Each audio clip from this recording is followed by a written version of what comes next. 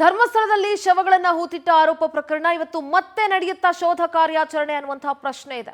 ಮತ್ತಷ್ಟು ಹೊಸ ಜಾಗವನ್ನ ಅನಾಮಿಕ ತೋರಿಸ್ತಾನ, ಎಲ್ಲರನ್ನ ಮಿಕ್ಕಾ ಮಾಡ್ತಾ ಇದ್ದಾನ ಇವನು ಅಂತ ಅನ್ನಿಸ್ತಾ ಇದೆ. ಅಲ್ಲಗಿರಿ ಇಲ್ಲಗಿರಿ ಅಂತ ಹೇಳಿ ಹೊಟ್ಟು 16 ಗುಂಡಿಗಳಾಯ್ತು. 16 ಗುಂಡಿಲಿ ಒಂದು ಗುಂಡಿ 6ನೇ ಗುಂಡಿಲಿ ಒಬ್ಬ ಪುರುಷನ ಒಂದಷ್ಟು ಕಳೆ ಬರಾಕ್ಬಿಟ್ರೆ ಇನ್ನು ಎಲ್ಲೂ ಏನೂ ಸಿಕ್ಕಿಲ್ಲ. ಇವತ್ತೇನಾದ್ರೂ ಮತ್ತೆ ಹೊಸ ಜಾಗ ತೋರಿಸ್ತಾನ? ಎಸ್ಐಟಿ ಅಧಿಕಾರಿಗಳಿಂದ ಮಹತ್ವದ ನಿರ್ಧಾರ ತೆಗೆದುಕೊಳ್ಳೋ ಸಾಧ್ಯತೆ ಇದೆ. ಆ 13ನೇ ಗುಂಡಿ ಮೇಲೆ ಏನು ಇಲ್ದರ ಬಿಲ್ಡಪ್ಗಳೆಲ್ಲ ಕೊಟ್ಟಿದ್ರು. ಬೆಳ್ತಂಗಡಿ ಎಸ್ಐಟಿ ಕಚೇರಿಗೆ ದೂರುದಾರ ಆಗಮಿಸ್ತಾನೆ. ಇವತ್ತು ಮಹತ್ವದ ನಿರ್ಧಾರವನ್ನ ಎಸ್ಐಟಿ ತೆಗೆದುಕೊಳ್ಳುತ್ತೆ. ದೂರುದಾರನಿಗೆ ಬುಲಾವ್ ನೀಡಿದ್ದಾರೆ ಎಸ್ಐಟಿ ಅಧಿಕಾರಿಗಳು. ಪ್ರಣವ್ ಮೊಹಂತಿ ಆದೇಶಕ್ಕೆ ತನಿಖಾ ತಂಡ ಕಾಯ್ತಾ ಇದೆ. ಪ್ರಣವ್ ಮೊಹಂತಿ ಆದೇಶಕ್ಕೆ ತನಿಖಾ ತಂಡ ಕಾಯ್ತಾ ಇದೆ.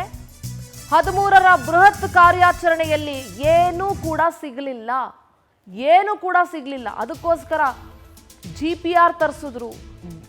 ಡ್ರೋನ್ ಮೌಂಟೆಡ್ GPR ಇಂದ ಕಾರ್ಯಾಚರಣೆ ನಡೆಸಿದಾಗ್ಲೂ ಕೂಡ ಏನೂ ಸಿಗ್ಲಿಲ್ಲ.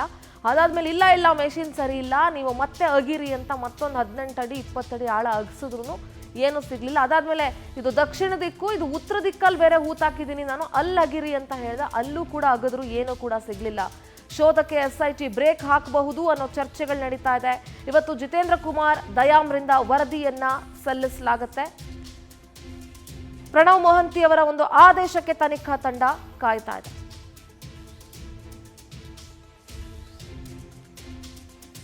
ನಮ್ಮ ಪ್ರತಿನಿಧಿ ಶಶಿಧರ್ ಧರ್ಮಸ್ಥಳದಿಂದ ನೇರ ಸಂಪರ್ಕದಲ್ಲಿ ಜಾಯ್ನ್ ಆಗ್ತಾ ಇದ್ದಾರೆ. ಶಶಿಧರ್, ಧರ್ಮಸ್ಥಳದಲ್ಲಿ ಶವ ಹೂತಿಟ್ಟೆ ಅಂತ ಏನು ಅನಾಮಿಕ ದೂರುಗಳನ್ನ ಕೊಟ್ಟು ಆರೋಪಗಳನ್ನ ಮಾಡಿದ, ಇವತ್ತೇನಾದ್ರೂ ಶೋಧ ಕಾರ್ಯವನ್ನ ಮತ್ತಷ್ಟು ಜಾಗಗಳಲ್ಲಿ ಮುಂದುವರಿಸ್ತಾರ? ಇವತ್ತೇನಾದ್ರೂ ಅವನು ಇನ್ನೊಂದಷ್ಟು ಹೊಸ ಜಾಗ ತೋರಿಸ್ತಾನ?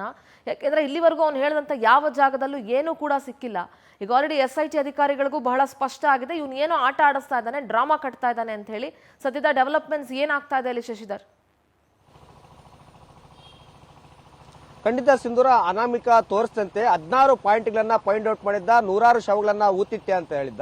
ಅದೇ ವಿಚಾರಕ್ಕೆ 14 ದಿನಗಳ ಕಾಲ 16 ಪಾಯಿಂಟ್ ನಲ್ಲೂ ಕೂಡ SIT ಅಧಿಕಾರಿಗಳು ಶೋಧ ಕಾರ್ಯಾಚರಣೆಯನ್ನು ಕೂಡ ಮಾಡಿದ್ರು.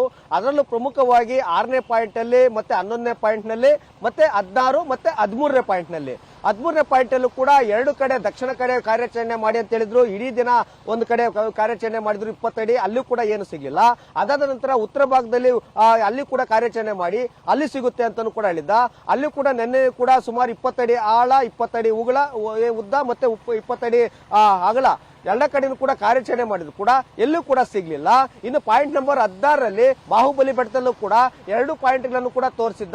ಇಲ್ಲಿ ಕೇರಳ ಮೂಲದ ಯುವತಿಯನ್ನ ಶವವನ್ನ ಹೂತಿಟ್ಟಿದ್ದೆ ಇದೇ ಜಾಗ ಅಂತ ಹೇಳ್ಬಿಟ್ಟು ಸ್ಪಷ್ಟವಾಗಿ ಬಹಳ ಕಾನ್ಫಿಡೆಂಟ್ ಆಗಿ ಕೂಡ ಹೇಳಿದ್ದ. ಹಾಗಾಗಿ ಅಲ್ಲೂ ಕೂಡ 20 ಅಡಿ ಅಗಲ 20 ಅಡಿ ಉದ್ದ 2 ಕಡೆ ಪಾಯಿಂಟ್ ಕಡೆ ಸುಮಾರು 40 ಅಡಿ ಕಾರ್ಯಾಚರಣೆ ಮಾಡಿದ್ರು ಕೂಡ ಏನು ಸಿಕ್ಕಿಲ್ಲ. ಅದೇ ರೀತಿಯಲ್ಲೂ ಕೂಡ ಪಾಯಿಂಟ್ ನಂಬರ್ 6ರಲ್ಲಿ ಒಂದು ಹಳೆ ತಲೆಬುರುಡೆ ಕಳೆಬರಹ ಸಿಕ್ಕಿತ್ತು. ಹೀಗಾಗಿ ಇನ್ನೂ ಒಂದು ಇಲ್ಲಿ ಮಹಿಳೆಯದು ಅಂತ ಕೂಡ ಹೇಳಿದ್ದ. ಅಲ್ಲೂ ಕೂಡ 2 ಬಾರಿ ಮಾಡಿದ್ದ. ಒಟ್ಟು 20 ಕಡೆ ಕಾರ್ಯಾಚರಣೆ ಮಾಡಿದ್ರು ಕೂಡ ಇದುವರೆಗೂ ಒಂದೇ ಒಂದು ಸಣ್ಣ ಕುರು ಕೂಡ ಸಿಕ್ಕಿಲ್ಲ. ಆದ್ರೂ ಕೂಡ ಇನ್ನೂ 14 ಕಡೆ ಶವಗಳನ್ನ ಹೂತಿಟ್ಟಿದ್ದಾನೆ ಅಂತ ಹೇಳ್ಬಿಟ್ಟು ಬುರುಡೆ ಬಿಟ್ಟಿದ್ದಾರೆ. ಹೀಗಾಗಿ ಸರ್ಕಾರಕ್ಕೆ ಒಂದು ಮನವಿಯನ್ನು ಕೂಡ ಕೇಳಿದ್ದಾರೆ. ಶೋಧ ಕಾರ್ಯಾಚರಣೆಯನ್ನ ಮುಂದುವರಿಸಬೇಕಾ ಬೇಡವಾ ಅಂತ. ಇದೇ ಕಾರಣಕ್ಕಾಗಿ ಪ್ರಣವ್ ಮೊಹಂತಿ ಅವರು SIT ಮುಖ್ಯಸ್ಥರಾಗಿ ಗೃಹ ಸಚಿವರ ಅನುಮತಿಗಾಗಿ ಕಾಯ್ತಿದ್ದಾರೆ. ಇನ್ನೂ ಕೂಡ ಆತ ಅನಾಮಿಕ ಹೇಳಿದಂತೆ 14 ಸ್ಪಾಟ್ಗಳನ್ನ ತೋರಿಸ್ತೇನೆ, ಅಲ್ಲೂ ಕೂಡ ಕಾರ್ಯಾಚರಣೆಯನ್ನ ಮಾಡಿ ಅಂತ. ಹೀಗಾಗಿ SIT ಕೂಡ ಸಾಕಷ್ಟು ಅನುಮಾನಗಳು ಕೂಡ ಅನಾಮಿಕದ ಮೇಲೆ ಶುರುವಾಗಿದೆ. 16 ಕಡೆ ಶೋಧ ಕಾರ್ಯಾಚರಣೆ ಮಾಡಿದ್ರು ಕೂಡ ಒಂದೇ ಒಂದು ಸಣ್ಣ ಕುರುಹು ಕೂಡ ಸಿಕ್ಕಿಲ್ಲ. ಇನ್ನು 14ರಲ್ಲಿ ಸಿಗುತ್ತಾ ಇಲ್ವಾ ಅನ್ನೋದು ಕೂಡ ಸಾಕಷ್ಟು ಅನುಮಾನ ಆಗಿದೆ. ಈತನ ಉದ್ದೇಶ ಏನಂತ ಸ್ಪಷ್ಟವಾಗಿ ಸದ್ಯಕ್ಕೆ ಗೊತ್ತಾಗಿದೆ. ಆದ್ರೆ ನ್ಯಾಯಾಲಯದ ಅನುಮತಿ ಇರೋದ್ರಿಂದ ಇನ್ನೂ ಉಳಿದಂತ ಕಡೆ 14 ಕಡೆ ಕಾರ್ಯಾಚರಣೆ ಮಾಡಲೇಬೇಕಾದಂತ ಅನಿವಾರ್ಯತೆ SITಗೆ ಇದೆ. ಹೀಗಾಗಿ ಸರ್ಕಾರದ ಮೇಲೆ ಜವಾಬ್ದಾರಿಯನ್ನು ಹಾಕಿ SIT ಅಧಿಕಾರಿಗಳು ಅನುಮತಿಗಾಗಿ ಕೂಡ ಕಾಯ್ತಿದ್ದಾರೆ. ಗೃಹ ಸಚಿವರು ಆಯ್ತು ಮುಗಿಸಿ ಶೋಧ ಕಾರ್ಯಾಚರಣೆ ಅಂತಂದ್ರೆ ಇನ್ನು ಮಿನಿಮಮ್ 15 ದಿನಗಳ ಕಾಲ ಧರ್ಮಸ್ಥಳದಲ್ಲಿ ಇದೇ ರೀತಿಯಾಗಿ ಕೂಡ ಬುರುಡೆ ಕಾರ್ಯಾಚರಣೆ ನಿರಂತರವಾಗಿ ನಡೆಯುತ್ತೆ. ಎಷ್ಟು ಪಾಯಿಂಟ್ಗಳನ್ನ ತೋರಿಸ್ತಾನೆ ಅನ್ನೋದು ಸಾಕಷ್ಟು ಕುತೂಹಲ ಕೂಡ ಕೇಳಿಸ್ತಾ ಇದೆ. ಸಿಂಧೂರ, ಥ್ಯಾಂಕ್ ಯು ಶಶಿಧರ್ ನಿಮ್ಮೆಲ್ಲ ಡೀಟೇಲ್ಸ್ಗೆ.